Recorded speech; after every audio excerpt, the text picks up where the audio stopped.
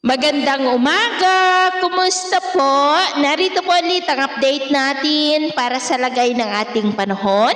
Ngayong umaga po ng January 27, 2026. Sa ngayon po ay patuloy pa rin natin na binabantayan ang LPA na nasa silangan po ng Mindanao base po sa datos ng Joint Typhoon Warning Center.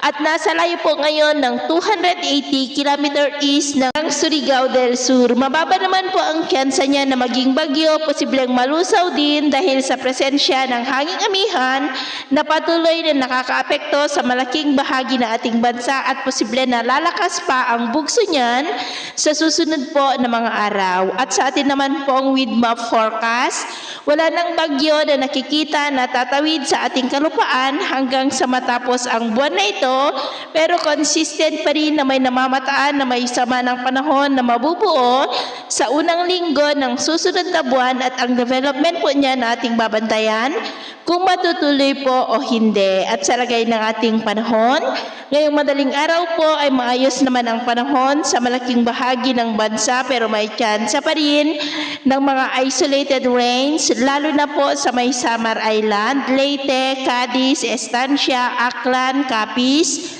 Calapan, Romblon, Camarines Provinces, Catanduanes, Legazpi, Sorsogon, Quezon at silangan po ng Cagayan. At mamaya ay sisikat naman po ang araw sa malaking bahagi ng bansa pero may tsansa pa rin ng cloudy skies with isolated rain sa ilang bahagi ng silangan ng Cagayan, Quezon, Calapan, ilang bahagi ng Bicol, Capiz, Cadiz, Eastern Visayas.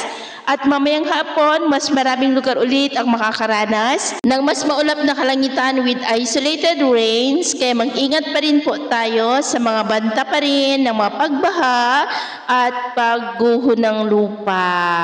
Pati naman pong mga baybayin, iwasan na po muna natin ang papalaot lalo na sa silangang baybay ng ating bansa dahil ang mga alon po ay posibleng aabot hanggang sa 2.5 to 4 meters height. Kaya hanggat maaari ay iwasan na po muna natin ang papalaot dyan sa mga may kulay pula para mas makaiwas sa mga sakunang pangkaragatan. So ito lang latest update natin sa araw na ito. At ako po muli si Gems na nagsasabing sa kahit anong pagsubok po na darating sa ating buhay, huwag na huwag po tayong mawawalan ng pag-asa. Thank you and God bless!